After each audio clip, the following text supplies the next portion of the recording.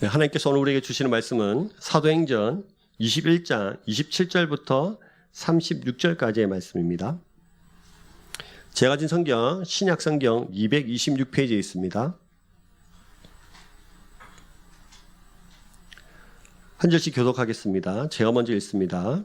그 이래가 거의 참에 아시아로부터 온 유대인들이 성전에서 바울을 보고 모든 무리를 충동하여 그를 붙들고 외치되 이스라엘 사람들아 도오라. 이 사람은 각처에서 우리 백성과 율법과 이곳을 비방하여 모든 사람을 가르치는 그 자인데 또 헬라인을 데리고 성전에 들어가서 이 거룩한 곳을 더럽혔다 하니 이는 그들이 전에 예배소 사람 드로비모가 바울과 함께 시내에 있음을 보고 바울이 그를 성전에 데리고 들어간 줄로 생각함이러라. 온 성이 소동하여 백성이 달려와 모여 바울을 잡아 성전 밖으로 끌고 나가니 문들이 곧 닫히더라. 그들이 그를 죽이려 할 때에 온 예루살렘이 요란하다는 소문이 군대의 천부장에게 들리매 그가 급히 군인들과 백부장들을 거느리고 달려 내려가니 그들이 천부장과 군인들을 보고 바울 치기를 그치는지라. 이에 천부장이 가까이 가서 바울을 잡아 두 쇠사슬로 결박하라 명하고 그가 누구이며 그가 무슨 일을 하였느냐 물으니 저런 말로 소리를 치거늘 천부장이 소동으로 말미암아 진상을 알 수 없어 그를 영내로 데려가라 명하니라. 바울이 층대에 이를 때에 무리의 폭행으로 말미암아 군사들에게 들려가니 이는 백성의 무리가 그를 없이하자고 외치며 따라가미러라. 아멘. 옆에 분들 인사하겠습니다. 주님의 사랑으로 사랑합니다. 네, 손 하나 펴고 보고 싶었습니다. 네, 샬롬 할 줄 아셨죠? 그래도 우리 샬롬 해봅시다. 다시 손 하나 펴서 샬롬. 네, 잘 지내셨죠?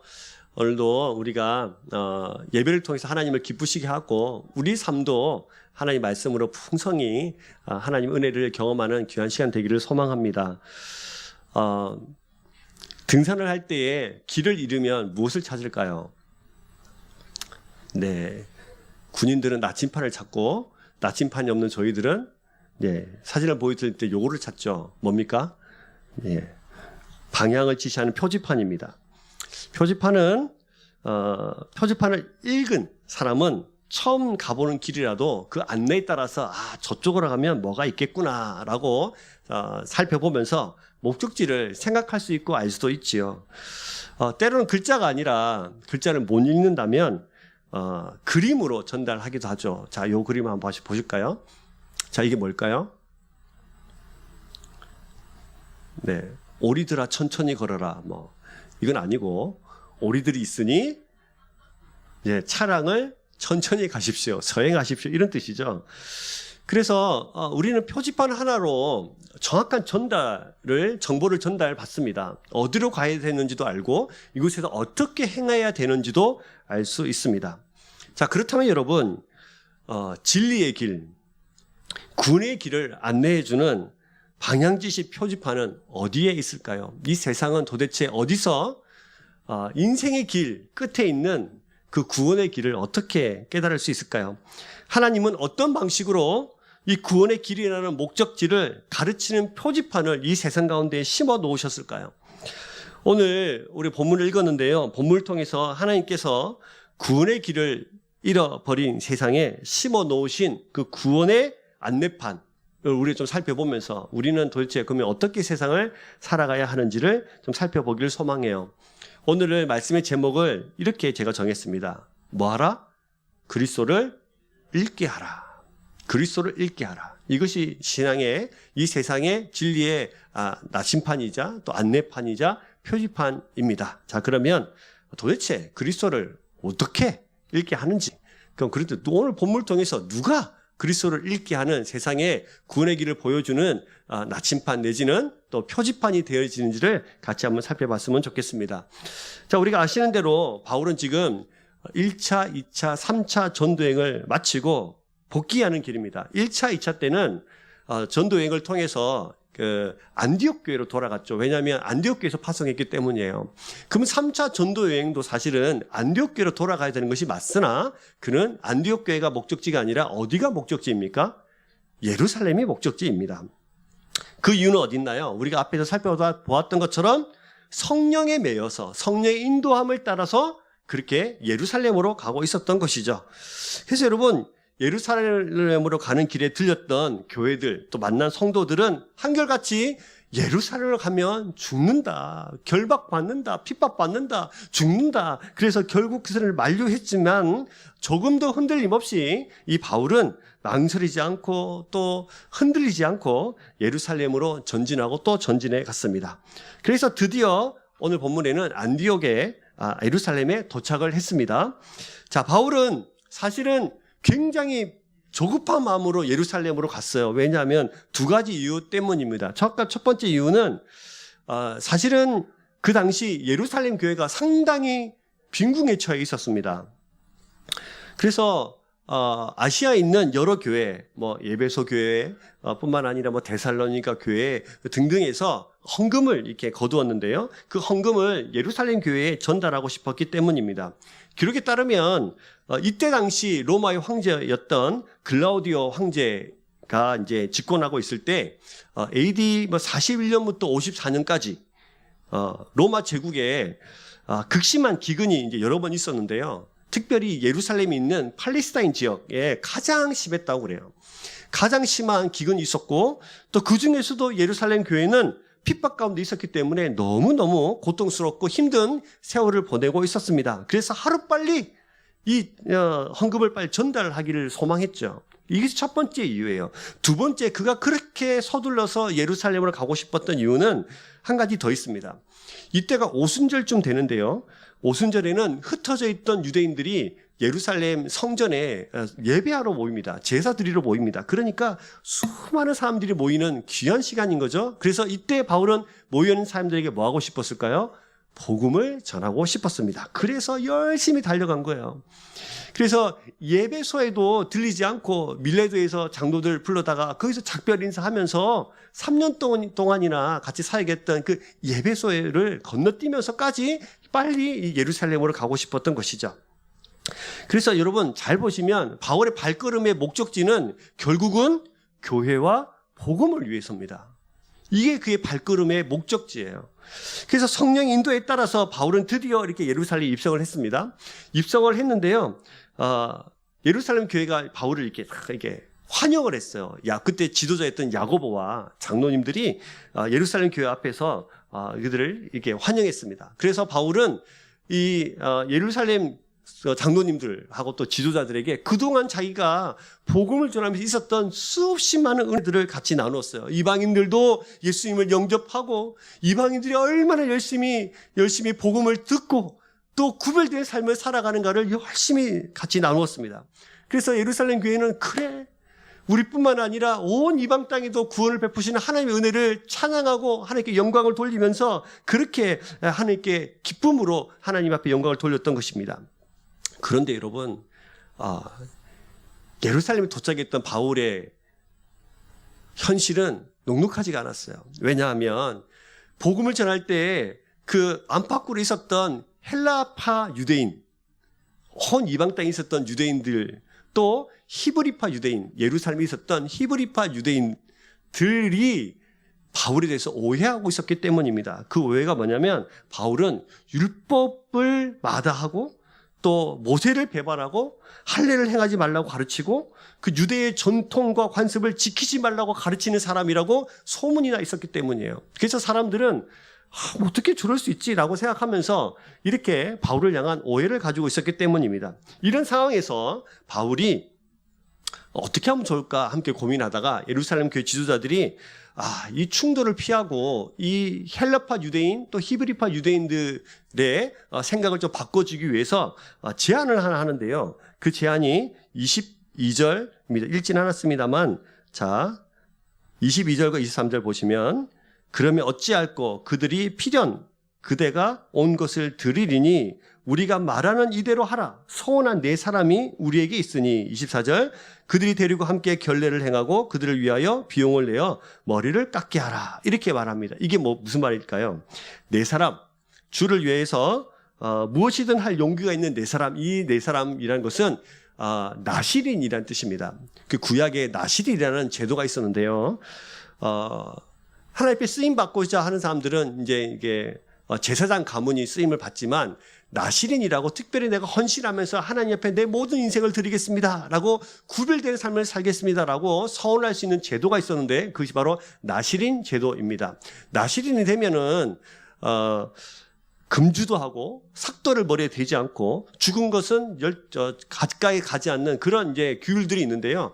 이 규율을 지키면서 하나님 앞에 소원한 삶으로 살아가는 그런 특별한 사람들이 있었습니다. 대표적인 사람이 사사기에 보면 삼손 같은 사람이 나시린이 되겠습니다. 그래서 나시린이 되려면 결례를 하는데요. 그 결례를 지금 옆에서 바울 보고 도우라는 거예요. 이게 예루살렘 지도자들의 제안이었습니다. 근데 이제 바울은 이 제안을 받아들이죠. 크게 두 가지 이유 때문입니다. 첫 번째는 바울이 율법을 거스르지 않고 모세에 대응하지 않음을 보여주면서, 그래서 이들의 오해를 좀 축소시키고 또 일촉즉발의 위기를 피할 수 있을 것이라고 생각했기 때문이에요. 두 번째 이유는 아직 그들 가운데, 헬라파 유대인들 가운데서도, 또 그들 가운데 또 히브리파 유대인 가운데서도 크리스천들이 있었겠죠. 근데 그들의 이 연약함 때문이에요. 근데 믿음이 연약한 그 크리스천들의 갈등을 일으키지 않고 접촉점을 확대하기 위해서 이 두 가지를 위해서 이 제안을 수용하게 됩니다.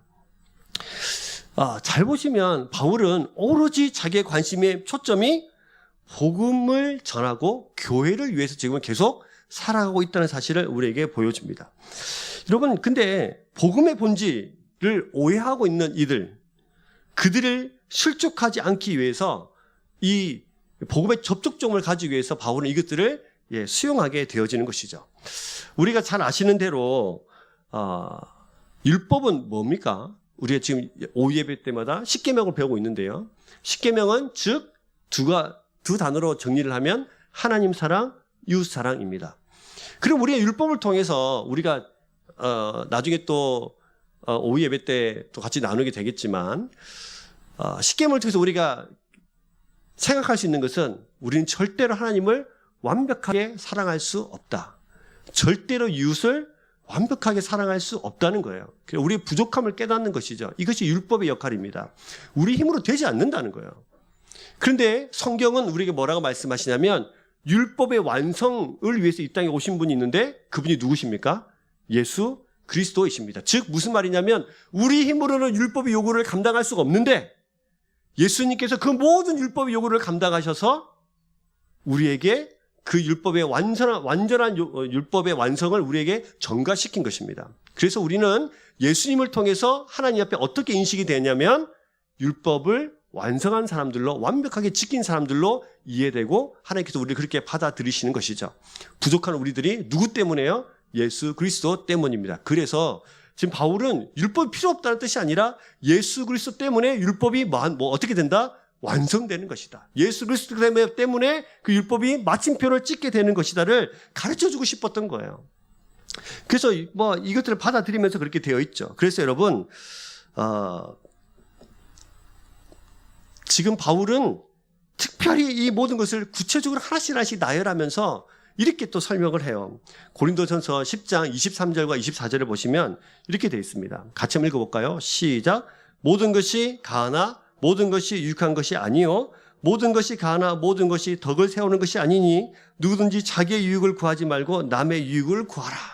지금 철저히 바울은 자신만을 위한 삶을 살아갈 수 있으나 자기는 자신만을 위해 살아가지 않고 특별히 무엇을 살아가냐면 교회와 복음, 그리고 복음을 듣는 사람들을 위해서 온 인생을 다해서 살아가고 있다는 사실을 알 수 있어요. 그래서 바울이 이렇게 말하는 거죠. 모든 것이 가한데, 다 할 수 있는데, 그러나 모든 것이 다 덕이 되지 않는다. 자기를 유익을 구하지 말고 누구의 유익을 구하라? 다른 사람의 유익을 구하면서 좀 살아봐라 라고 말하는 것입니다. 우리 이 세상을 우리가 흔히 포스트 모더니즘 사회라고 말을 하고 있죠. 포스트 모더니즘 사회는 절대 진리가 없어지는 세상입니다. 그래서 너도 맞고 나도 맞고 모든 것이 맞아. 이게 포스트 모더니즘에 흐르고 있는 배경이에요. 그래서 포스트 모더니즘에 너도 맞고 나도 맞으면 뭐가 중요하냐면 각 개인의 주관적인 생각이 중요합니다. 그래서 개인의 느끼는 감정, 개인의 생각, 이것이 절대 진리가 됩니다. 내가 그렇게 느낀다는데, 내가 그렇게 생각한다는데 이게 절대 진리가 되는 거예요. 그래서 여러분, 그래서 이 배경을 통해서 드러나는 단어가 있어요. 뭐냐면 내 마음이요, 내 마음. 내 마음인데, 여러분 많이 하시죠?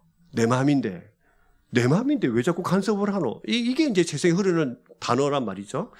우리 자녀들도 엄마 아빠한테 엄마 아빠 뭐라고 하면 뭐라고 합니까? 내 마음인데 이렇게 하지 않습니까? 저도 어릴 때 우리 어머니 아버지한테 내 마음이라고, 건드리지 말라고 수없이 말들을 엄마 아빠한테 한 것 같아요. 내 마음인데, 이 세상을 살아가는 풍토가 그렇습니다. 내 마음인데, 내 생각인데, 내 주관인데 내 생각이 맞는 거야 라는 거예요. 근데 여러분, 그것이 다 유용합니까? 내 생각이면 다 가능하죠. 그러나 그것이 다 맞는 것입니까? 그것이 진리입니까? 모든 것이 허용된다고 해서 그 모든 것이 은혜와 덕을 끼치고 바른 진리를 세울 수 있습니까? 그럴 수 없어요. 자신의 원대로, 생각하는 대로, 자신의 주관대로, 가장 좋아 보이는 대로 사는 사회가 가장 좋은 사회라면 왜 갈수록 세상은 더 두려워지는 것일까요? 왜 내 생각이 가장 절대 진리가 맞다면 왜 우리는 2중, 3중으로 문을 잠그고 아파트 경비실을 두고 외부인 출입을 그만두면서까지 왜 밤늦게까지 다니지 말라고 말할까요?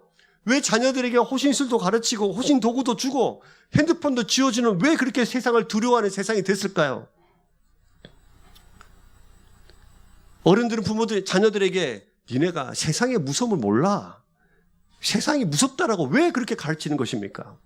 왜 우리 모두의 생각이, 우리의 주관적인 생각이 다 맞다면, 그것이 아름다운 세상을 만드는 길이라면, 내가 좋아하는 것, 내가 좋아 생각하는 것이 다 맞다면 왜 세상은 갈수면 갈수록 세상은 더 무서워진 세상이 되어가는 것입니까? 내가 하고 싶은 대로 살면서 왜 내 주변에는 나 때문에 상처받는 사람들이 그렇게 늘어갑니까?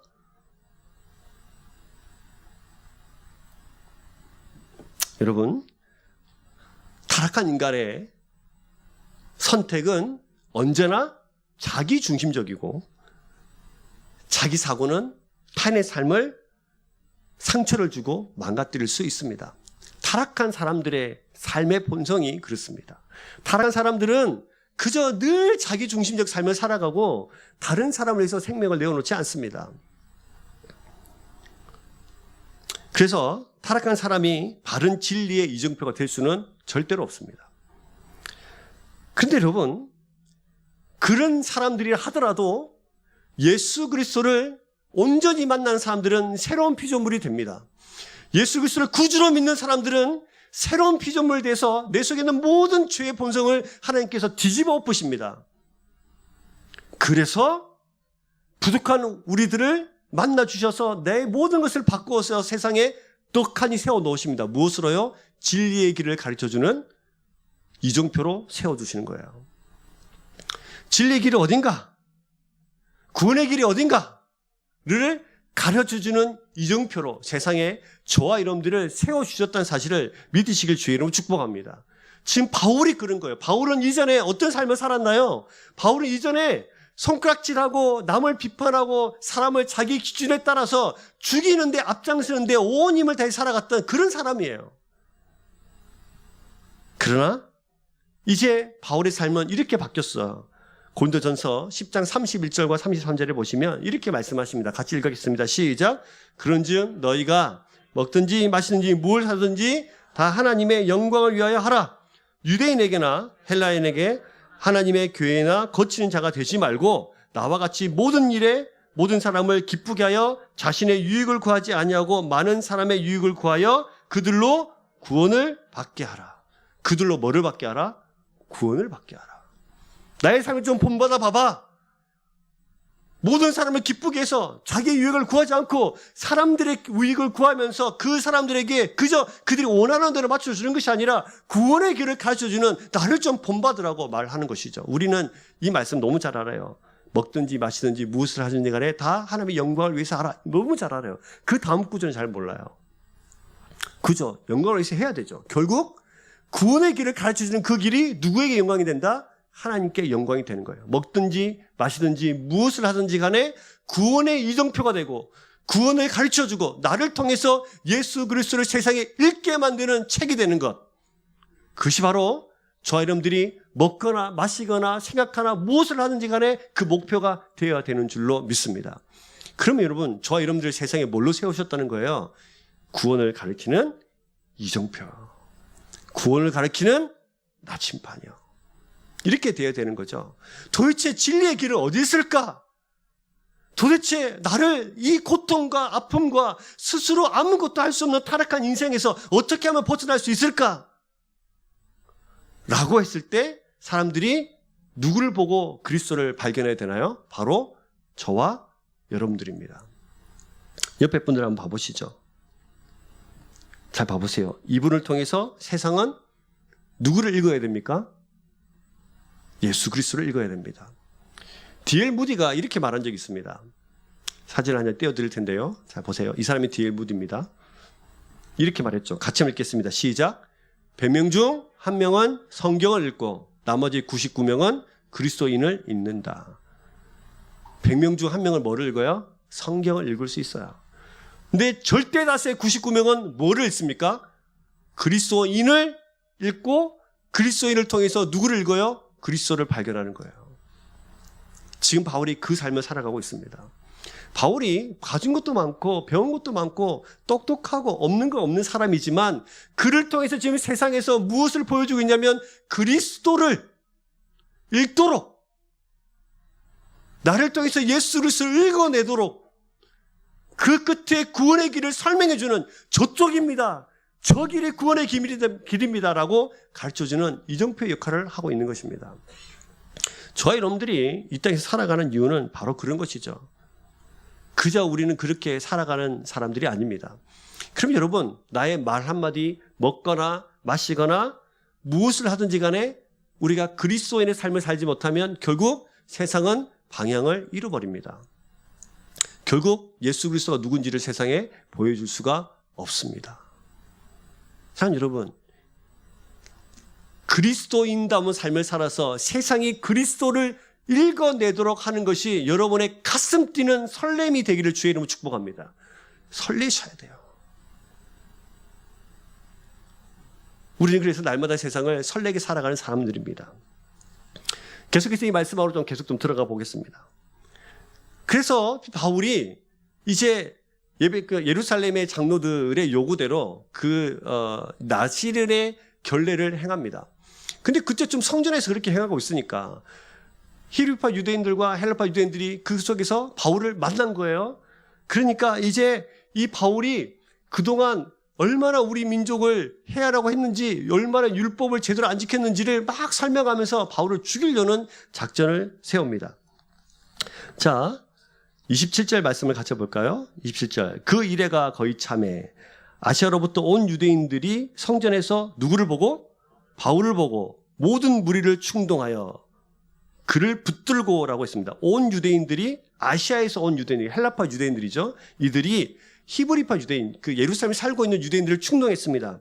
무리를 충동해서 그를 붙들고 이렇게 외친 거죠. 28절 같이 읽습니다. 시작.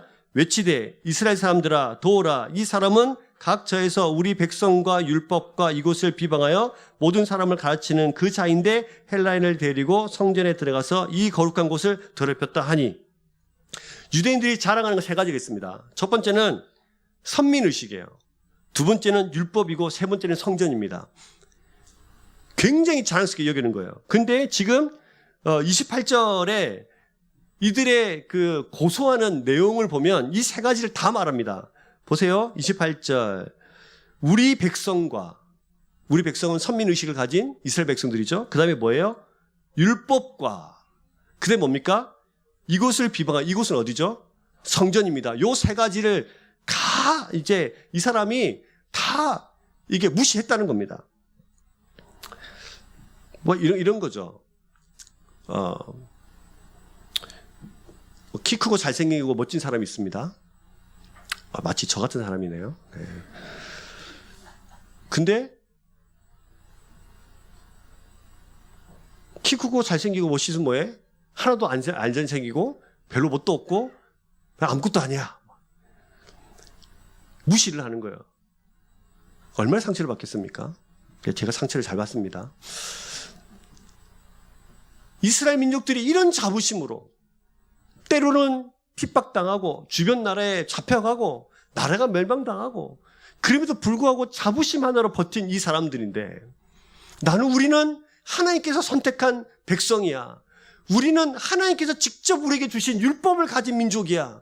우리는 하나님을 사랑하는, 하나님께 제사하는 성전을 가진 민족인데 니네가 아무리 우리를 짓밟아도 우리는 끝도 없어 라는 그 자부심을 가져 그거 하나로 그 자존심으로 세상을 살아가는 사람들인데 같은 민족인 이 바울이 이 모든 것을 깡그리 다 무시했다는 겁니다. 그래서 얼마나 열이 받겠습니까? 그래서 유대인들이 특별히 지금 포커스를 맞추고 있는 것은 특별히 그 중에서도 성전 모독이에요. 에베소 사람 드로비모라는 사람과 함께 성전에 있었는데요. 이 사람을 데리고 성전에 들어갔다는 거죠. 드로비모는 누구냐면 에베소에서 함께 이 예루살렘 헌금을 들고 온 사람입니다. 근데 이 사람이 사실은 성전에 들어가지 않았어요. 성전 앞에 있었어요. 그런데 성전에 들어갔다고, 이 성전에 들어갔다고 이방인들과 우리 민족 가운데 거룩한 구별이 이 사람들이 깨트렸다는 거예요. 그래서 아웃싱을 친 겁니다. 그때 당시에 사실은 이방인들은 그 성전에 이방인의 뜰이 있는데요. 이방인의 뜰까지만 갈 수 있어요. 그 안쪽에는 이스라엘 사람들만 들어가는 곳이죠. 근데 그곳에까지 들어갔다는 겁니다. 그곳에 들어가면 이방인들은 무조건 죽습니다. 로마 시민권을 가지고 있어도 무조건 사형입니다. 그래서 그거를 빌미로 들고 사실은 누구를 죽이게 되냐면 드로빔을 죽이려고 해야 되는데 사람들 누구를 죽이려고 해요?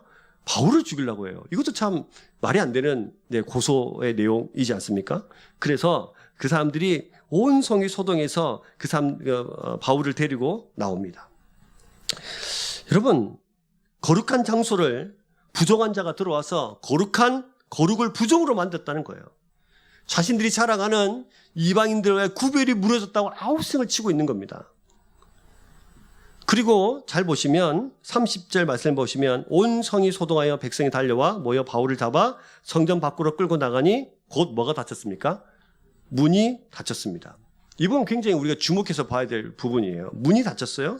성전 밖으로 끌고 가서 성전자들은 성전 문을 닫아버렸습니다. 성전은 뭐 하는 곳입니까? 하나님을 예배하는 곳, 하나님을 만나는 곳, 성전은 하나님을 살리는 곳, 내 자신을 돌아보는 곳, 하나님을 통하여서 나를 보고 세상을 다시 하나님의 마음으로 연결시키는 곳. 근데 이들은 생명보다 그들이 거룩하게 여기는 건물이 중요했던 거예요. 이들은 성전을 거룩한 장소로 여겼고요. 성전을 건물을 소중히 여겼습니다. 이들이 착각하는 건 한 가지는 하나님이 어디에만 계시다? 성전에만 계시는 거예요. 근데 여러분, 예수님께서 십자가에 못 박혀 돌아가셨을 때에 성전에 있는 휘장이 찢어지면서 모든 믿는 자들이 곧 뭐가 됩니까? 성전이 됩니다. 하나님은 그곳에만 계시는 분이 아니라 예수 그리스도를 구주로 믿는 모든 자들의 심령 속에 살아 계시는 분이십니다. 그분은 우리 속에 계셔서 성령님으로 우리 임자에 계시고 그래서 주님과 동행하는 우리 모두가 다 성전이 됩니다. 거룩한 성전이 됩니다. 그런데 이 사람들은 여전히 그 성전 안에만 하나님이 계시는 것으로 착각하고 있습니다.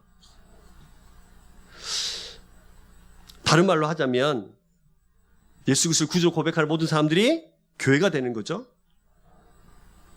이러한 자들이 모여서 신령과 진정으로 하나님께 드리는 행위를 예배라고 하죠. 이처럼 여러분, 예수님을 알지 못하면 성전의 의미를 알지 못해요. 바르게 이해할 수가 없습니다.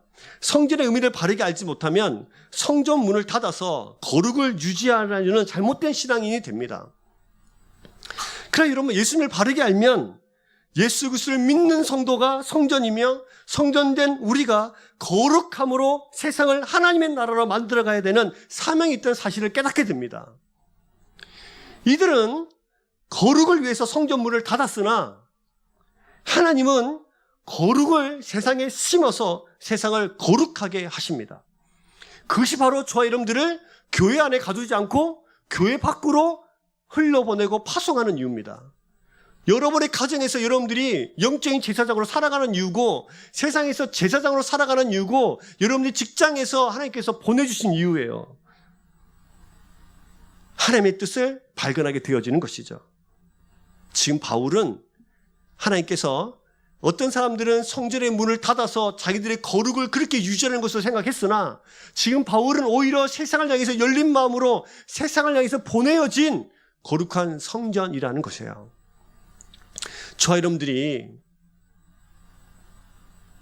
하나님께서 이 세상에 보내신 거룩한 성전이자 거룩한 씨앗이라는 사실을 기억하셔야 합니다. 우리는 그렇게 보냄을 받은 자들이에요. 바울이 주임을 본받아서 한 사람이라도 구원받게 하기 위해서 자신의 이익을 구하지 않고 있는 사람이었다면, 지금 성전문을 닫고 있는 이들은 자신의 이익이 되는 것이라면 사람을 죽여도 괜찮은 자들인 겁니다. 자신을 성전과 연결시키지 못하는 그런 신앙인, 이런 사람들은 성전에서만 거룩한 척합니다. 내가 예수 그리스도 믿는 우리가 바로 성전이라는 사실을 인식하지 못하는 사람은 교회에서만 거룩한 척해요. 성전을 나가는 순간, 교회를 나가는 순간, 저 문 밖을 나가는 순간 누구의 뜻대로 살까요? 자신의 뜻대로 사는 거예요. 나의 이익을 위해서 사는 거예요. 이 성전도 자신의 이익을 위해서 이용하려는 이 사람들이 그 성전 밖에서 어떤 삶을 살았겠습니까? 자신만을 위한 삶을 살아가는 거예요. 그러나 내가 예수 그리스도를 통해서 성전이 됐다는 사실을 깨닫고, 세상에 하나님은 나에게 거룩한 씨를 나에게 주셔서 세상에 심겨진 이정표의 사실을 깨닫는 사람들은 교회 밖에서도 거룩한 삶을 살아갑니다. 자, 여러분들이 교회 밖에서나 교회 안에서나 똑같이 교회다운 삶을 살아가기를 주의 이름으로 축복합니다. 이것이 이 땅에서 우리를 세상에 보내신 하나님의 뜻입니다. 자, 이렇게 좀 이렇게 시끄러워지자, 막 시끄러워졌을 거 아니에요? 이 사람들이 성전문을 닫고 바울을 밖으로 내보낼 때 모두 다 조용하고 아주 침묵하면서 저를 따라오시지요, 뭐 이렇게 밖으로 끌고 갔겠습니까? 어땠을 것 같습니까? 소리를 지르면서 끌어내! 돌로 죽여! 문 빨리 닫아! 소란이 막 일어났겠죠. 그래서 31절 보시면 그들이 그를 뭐 하려고 할 때? 죽이려고 할 때 온 예루살렘이 어떻게 했어요? 요란하다는 소문이 군대의 천부장에게 들렸습니다. 오늘 예배 참석하고 계시는 우리 군인들한테는 눈이 번쩍 뜨이는 구절일 것 같은데, 요란하다는 소문이 군대의 천부장에게 들렸어요. 그 선동의 목소리가 막 들리자 막 여기저기서 동조하고, 붙잡아, 죽여, 돌로 쳐, 돌 좀 갖고 와봐, 문 좀 닫아봐. 온갖 소리들이 온 예루살렘을 떠들썩하게 했겠죠. 특별히 여기서 끌고 나갔다, 죽이려고 할 때에, 그들이 죽이려고 할 때에 끌고 갔다. 이 표현은 짐승을 도살장으로 포박해서 끌고 갈 때 사용되는 단어입니다. 그러니까 지금 사람들이 바울을 자기들 생각에는 짐승을 끌어다가 도살장에 죽이기로 가는 그 표현을 썼는데, 사실은 성경에서 우리에게 보여주고 싶은 것은 뭐냐면, 누가 진짜 짐승이에요? 바울이 짐승일까요? 돌로 쳐 죽이려고 하는 그들이 짐승일까요? 돌로 쳐 죽이려고 하는 그들의 모습을 짐승처럼 보여줍니다. 어린 양이신 예수님을 십자가에 못 박여 죽였던 그들, 스데반을 돌로 쳐 죽였던 그들, 여전히 같은 분노, 같은 눈빛, 짐승의 일을 드러내면서 바울을 여전히 죽이려고 지금 눈에 불을 켜고 있는 그들의 모습이 짐승과 같다는 것을 보여줘요. 지금 바울은 예수님처럼 그저 양처럼 그냥 끌려가고 있는 겁니다. 자, 우리는 여기서 한 가지 생각을 좀 깊게 해볼 필요가 있어요. 이 현장으로 좀 가볼까요? 좀 상상력을 동원해 보세요. 복음 전하려고 왔는데 바울이 이곳에서 이제 죽게 생긴 겁니다. 막 끌려가는 거예요. 사람들이 막 끌고 갈 때 그냥 따라오세요, 뭐 이렇게 했겠습니까? 발로 차고 때리고 쓰러지고 피 흘리면서 그렇게 성전 밖으로 끌려 나가게 된 것이죠. 자, 이럴 때 죽이려고 하니까 막 돌을 집어들었겠죠. 또 어떤 사람은 돌을 던졌겠죠. 이와 같은 일이 언제 있었나요? 예루살렘에서 바울이 이때에 머릿속에 떠오른 장면이 있었을 겁니다. 어떤 장면이겠습니까? 예수님 또 있어요. 그 옛날 자신이 예수 믿기 전에 돌로 쳐 죽였던 누구? 스데반의 모습이에요. 그 현장에 예수님을 알지 못했던 바울은 여전히 돌을 들고 죽이려는 짐승의 눈빛과 이를 드러내면서 자신과 똑같은 모습을 하고 있는 지금 예루살렘의 유대인들을 만나게 있는 거예요. 바울은 스데반의 모습이 떠올랐을 거예요. 그리고 그때 자신이 얼마나 분노에 차 있었는지 자신의 모습도 떠올렸을 거예요. 바울은 이렇게 예수님을 만난 뒤 전혀 다른 모습으로 이제는 스데반과 같은 모습으로 죽음을 맞이하고 있는 겁니다. 근데 여러분, 이 돌을 들고 있는 사람들을 가장 잘 이해하는 사람이 누굴까요? 바울이 있을 거예요. 왜냐하면 자신도 똑같이 예수님 만나기 전에 돌 들고 서 있었으니까, 죽여야 된다고 소리치고 있었으니까. 그들의 분노, 그들 스스로 가지는 의로움 잘 알고 있었습니다. 또 그들이 얼마나 어리석은 삶을 지금 결단을 하고 있는지도 바울은 알았을 거예요. 바울은 스데반을 막 떠올리면서 그때를 생각하면서 자기가 얼마나 어리석고 무지한 삶을 살고 있었는지에 대해서 회개했을 겁니다. 철저히 회개했겠죠. 그리고 기도했을 것입니다. 뭐라고 기도했을까요? 주님, 저들은 지금 저들이 하는 일을 알지 못합니다. 스데반처럼 저들의 죄를 용서해 주십시오. 예수님의 십자가 외에서 자기를 죽이는 그 많은 사람들을 향해서 하나님 아버지, 저들의 죄는 저들이 알지 못합니다. 저들의 죄를 용서해 주십시오 라고 했던 것처럼.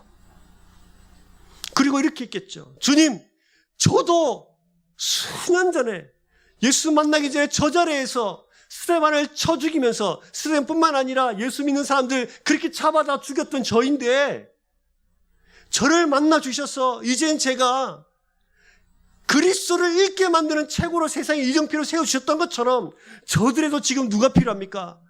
예수 그리스도가 필요합니다. 주님, 저들에게 복음 전할 수 있도록 도와주시고 예수 그리스도가 누구신지 전할 수 있도록 좀 도와주세요. 그 짧은 순간에 바울은 정말 많은 기도와 정말 많은 회개와 그들을 사모하는, 사랑하는 마음, 그리고 그들에게 바른 구원의 길을 가르쳐주고 싶어하는 그 이정표의 역할을 감당하고 싶은 마음이 막 넘쳐났을 거예요. 근데 여러분, 하나님께서 이 기도를 들으셨을까요? 어떻게 이 상황을 역정시키는지 성경은 아주 잘 나타나 있습니다. 같이 한번 또 보십시다. 자, 33절을 보시면 이렇게 돼 있어요. 이에 천부장이 가까이 가서 바울을 잡아 두 쇠사슬로 결박하라 명하고 그를 누구이며 그가 무슨 일을 하였냐 물으니. 지금 이거 누가 물은 거예요? 천부장이 물었습니다. 지금 천부장에게 군사들이 막 가니까 이 돌팔매질을 멈춘 거예요. 왜 이렇게 빨리 움직였냐면 성전 바로 옆에 이 수비대가 거하는 수비대가 공간이 있었거든요. 그래서 이 부대가 바로 거기 주둔해 있었어요. 그러니까 소리를 듣고 바로 간 거예요. 그래서 바울이 살아났습니다. 쇠사슬을 막 묶었습니다. 근데 묻습니다. 네가 누구냐 도대체? 여기서 왜 이러고 있냐? 그러니까 로마의 장병들이 지금 쇠사슬을 묶어 있으니까 이 유대인들이 돌로 칠 수가 없죠. 그리고 그 많은 사람들 앞에서 공식적으로 이 천부장이 질문합니다. 너 왜 그러고 있냐? 네가 무슨 일을 했길래 네가 지금 이러고 있냐? 질문을 했으니까 뭐를 해야 돼요? 답을 해야 되잖아요. 놀랍죠? 하나님은 이 바울을 이곳에서 공식적으로 로마의 군인들에게 보호하시면서 복음을 전하게 하십니다.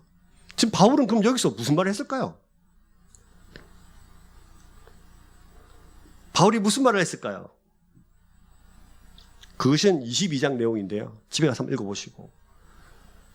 바울이 부형들이여 들으소서 하면서 그가 어떻게 예수님을 만나게 됐는지, 지금 내가 여기서 왜 이러고 있는지에 대해서 쭉 설명합니다.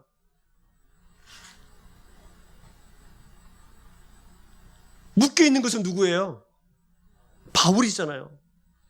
근데 성경은 우리에게 뭘 가르치자면 진짜 묶여있는 사람이 누구냐? 세상에 쇠사슬이라는 눈에 보이는 묶임은 없으나 진짜 세상에 묶여서 자기 이익, 자기 만족, 자기를 위해서 살아가는 사람들을 향해서 진짜 자유가 뭔지를 지금 묶여있는 바울을 통해서 세상을 선포하시는 것입니다. 사랑하는 여러분, 바울은 묶여있으나 웃고 있어요. 바울은 세상의 시각으로 봤을 때는 바울이 끝까지 예수님을 위해서 예수 복음의 길을 하다니 결국 당하는 꼬라지가 저게 죽음 직전이냐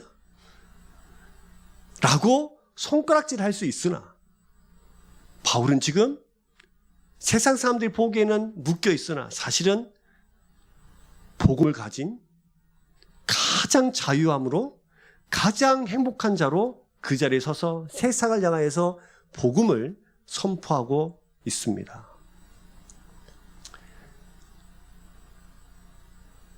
성경은, 하나님은 누구를 주목하고 계시는 것입니까? 하나님은 바울을 주목하고 계세요. 그리고 바울을 통해서 세상에 선포되어지는 그 복음이 로마의 병정들에 의해서 공식적으로 보호를 받으면서 묶여있으나 자유하게 온 세상을 향해서 선포하게 되어지는 것입니다. 바울이 얼마나 쾌재를 불렀을까요? 바울이 이 많은 사람들을 여러분 모이세요 이런 데가 모이겠습니까? 500원씩 줘가면서 모이세요 이런 데가 모이겠습니까? 그의 고난은, 그의 묶임은 이 예루살렘의 소라는 온 예루살렘에 있는 사람들을 다 모으는 역할이 됩니다. 그리고 그렇게 모아서 모은 그 사람들에게 복음이라는 것을 선포하게 되어지는 것입니다. 사랑하는 여러분, 저와 여러분들은 이렇게 쓰임받아야 되는 줄로 믿습니다. 이렇게 쓰임받기를 소망하십시오. 여러분을 통해서 뭐가 흘러가도록? 복음이 흘러가도록, 지금 이때 좋든 싫든 어쨌든 간에 돌을 짊어진 든 모든 사람들에게 그 손에 복음이 들려지도록 지금 예수님은 그들을 초청하고 계시고 그들에게 복음을 전하도록 이 바울이라는 사람을 사용하고 계십니다. 이것이 우리의 행복이 되어야 돼요. 여기서 우리는 소망 한 가지를 발견합니다. 바울도 원래 이 돌들을 뜬 나쁜 사람 아니에요. 그렇죠? 바울도 원래 그런 사람 아니에요. 근데 바울이 이렇게 될 수 있었다면 저와 여러분은 바울처럼 주님의 복음을 든 세상에서 거룩한 구원의 길을 가르쳐주는 이정표로 살아갈 수 있을까요? 없을까요? 있습니다. 있어요. 우리는 우리를 보면서 나는 왜 이것밖에 되지 못하나? 나는 왜 이렇게 부족하나? 나는 왜 이렇게 죄인일까? 맨날 이렇게 생각할 수 있습니다만, 여러분, 우리가 바울처럼 예수 그리스도를 제대로 만나기만 한다면 우리의 삶을 통틀어서 주의 복음을 이정표를 나타내는 세상의 거룩한 씨로 세움받을 줄로 믿습니다.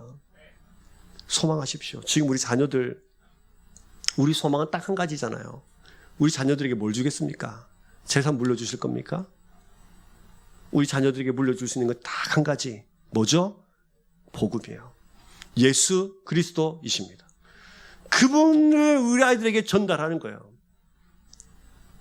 그러면 여러분, 저와 여러분들이 가정에서도 뭐죠? 그리스도를 읽게 만드는 이정표. 그리스도를 보여주는 책으로 저희 여러분들이 살아가셔야 됩니다. 그걸 보면서 그 길을 그대로 아이들이 따라가는 거예요. 사랑하는 여러분, 지금 우리 주님은 두 가지 마음을 가지셨을 것 같아요. 바울을 보면서 기뻐하시는 마음. 또 한 가지는 저들에게 복음이 들려지면 저들이 완전히 변화될 텐데, 이 복음이 바울을 통해서 전달되었을 때 그들의 삶이 온전히 변할 수 있도록 소망을 가지셨겠죠. 지금 주님도 얼마나 이 현장을 사모하고 계시는지, 얼마나 이 현장에 복음이 전파되는 이곳을 기쁘게 생각하시는지를 우리는 바라볼 필요가 있습니다.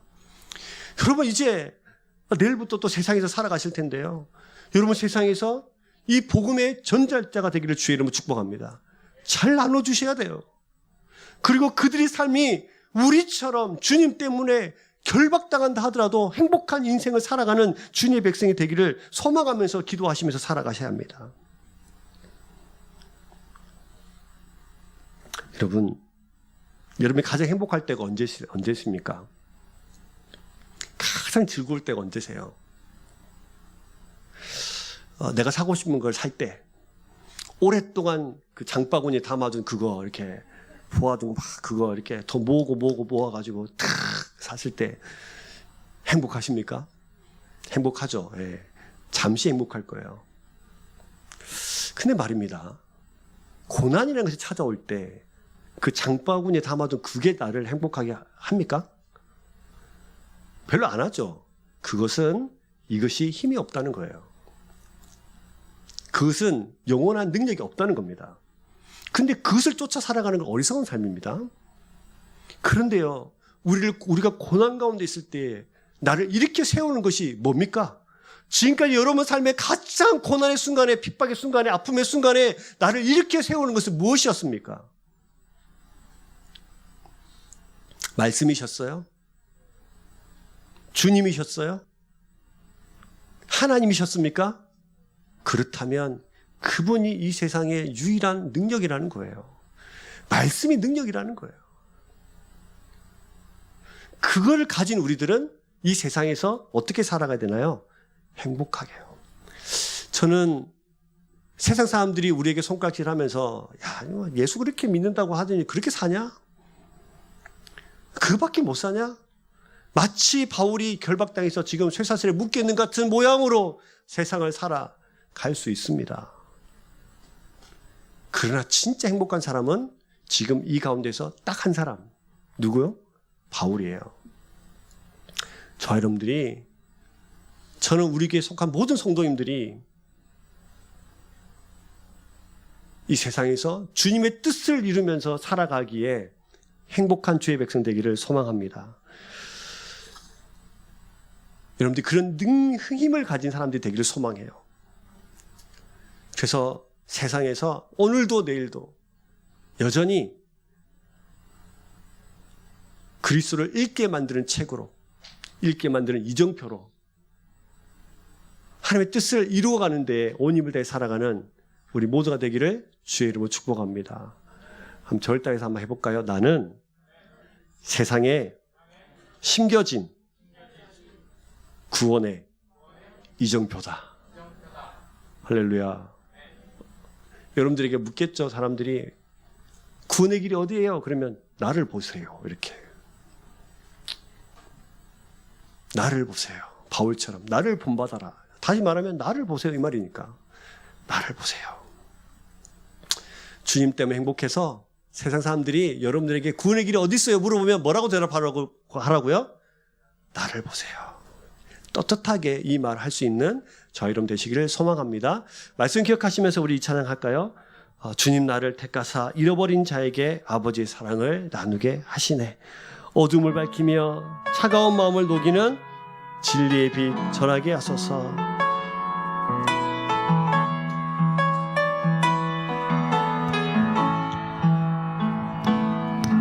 주님 나를 택하사 잃어버린 자에게 아버지의 사랑을 나누게 하시네.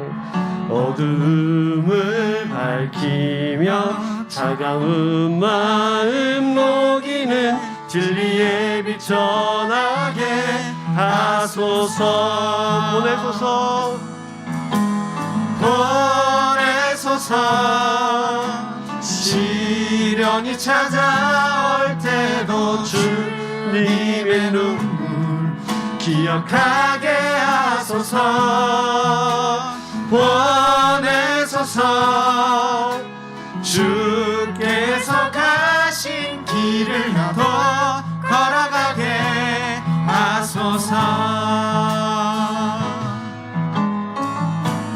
우리 한 번 더 2차 나가실 때요, 여러분, 우리 세상에 거룩한 씨로 구원의 길을 가르쳐주는 이정표로 우리를 불러주신 줄 믿고 우리 한 번 더 2차 나가십시다. 주님 나를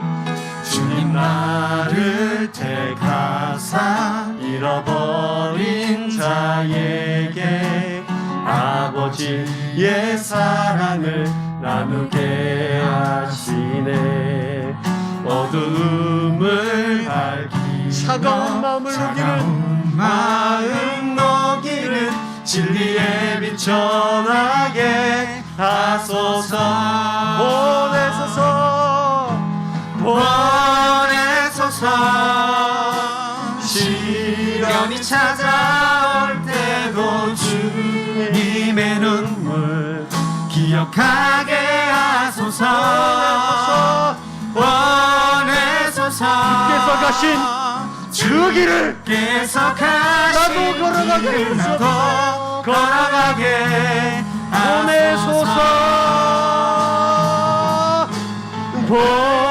보내소서. 시련이 찾아올 때도 주님의 눈물 기억하게 하소서. 보내소서. 주께서 가신 길을 나도 걸어가게 하소서. 우리 시간에 기도할 때는요,